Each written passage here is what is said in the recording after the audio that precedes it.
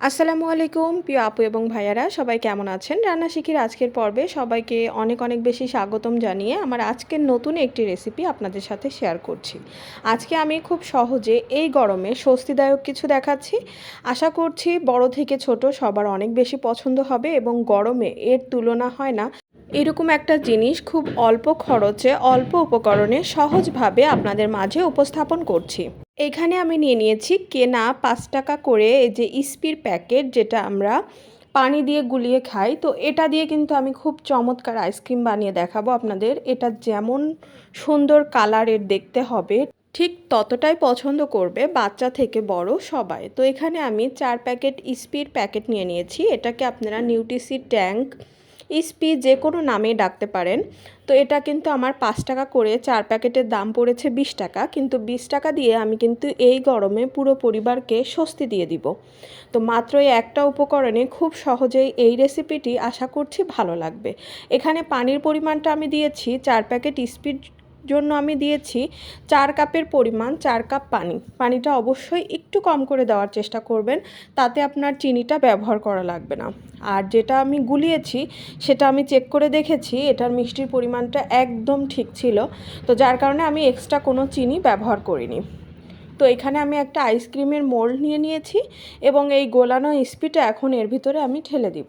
দিয়ে এটাকে ফ্রিজে রেখে দিলেই কিন্তু খুব সহজে এবং মজার লোভনীয় দেখতে এই আইসক্রিমটা কিন্তু তৈরি হয়ে যাবে। আর এরকম কালারের আইসক্রিম কিন্তু আমরা ছোটোবেলায় খেতাম, যেটা অনেক বেশি পছন্দের ছিল এবং বাচ্চারা কিন্তু অনেক বেশি পছন্দ করে। তো গরমে যখন দেখবেন যে বাচ্চারা আইসক্রিম খেতে চাচ্ছে, তো খুব সহজে কিন্তু এটা আমার 4 ঘন্টায় রেডি হয়ে গিয়েছিল। তো আপনারাও চাইলে কিন্তু ঠিক এভাবেই এগুলা তৈরি করে বাচ্চাদেরকে দিতে পারেন। বাচ্চা বড় সবাই অনেক বেশি খুশি হয়ে যাবে। গোলানো এই ইস্পিটা আমি এখন আইসক্রিমের মোল্ডে ঢেলে নিচ্ছি। আর আমার উপরে যেগুলো পড়েছে সেগুলো আমি ঢেলে একটু সুন্দর করে নিচ্ছি, না হলে এগুলোতে বরফ জমে আমার আইসক্রিমটা উঠতে চাবে না।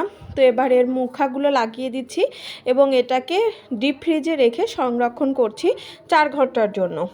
আর আমার যতটুকু বেঁচে ছিল সেটাও আমি কিভাবে কি করছি সেটাও আপনাদেরকে দেখিয়ে দিচ্ছি। এখানে আমি কাপ আইসক্রিমের মোল্ড নিয়ে নিয়েছি এবং বেঁচে যাওয়া গোলানো ইস্পিটা আমি সেখানে দিয়ে দিচ্ছি এবং আমার কিছু গুছিয়ে রাখা আইসক্রিমের কাঠি আছে, তো সেগুলো দিয়েও কিন্তু আমি এগুলো সংরক্ষণ করে নিব। তো দেখুন আমার সবগুলো ভরা হয়ে, এবার আমি এটাকে ফ্রিজে রেখে দিলাম। আর এগুলা 4 ঘন্টা পর আমি বের করে নিয়েছি। দেখুন অনেকটা কিন্তু বরফ হয়ে গিয়েছে আর খুব ইজিভাবে হয়েছে। দেখেন ঠিক কতটা সুন্দর হয়েছে। তো আমি এভাবে করে সবগুলো বের করে নিচ্ছি এবং আপনাদেরকে দেখাচ্ছি। দেখুন অনেক বেশি সুন্দর হয়েছে কিন্তু আশা করছি খুব সুন্দর একটা টিপ শেয়ার করেছি গরমে, যেটা বাচ্চাদের করে দিয়ে অনেক বেশি খুশি করতে পারবেন। আমার বাসায় যেহেতু বাচ্চারা আছে, তারা কিন্তু অনেক বেশি খুশি হয়েছে, যার কারণে আপনাদের সাথে শেয়ার করেছি। আমার আজকের এই ভিডিও আপনাদের যদি ভালো লেগে থাকে অবশ্যই একটি লাইক দিতে ভুলবেন না এবং কেমন লেগেছে অবশ্যই আপনাদের মূল্যবান মতামতটি কমেন্টের মাধ্যমে জানাবেন। রান্না শিখির আজকের পর্ব থেকে আমি বিদায় নিচ্ছি। দেখা হবে অন্য কোনো এপিসোডে অন্য কোনো রেসিপির সাথে।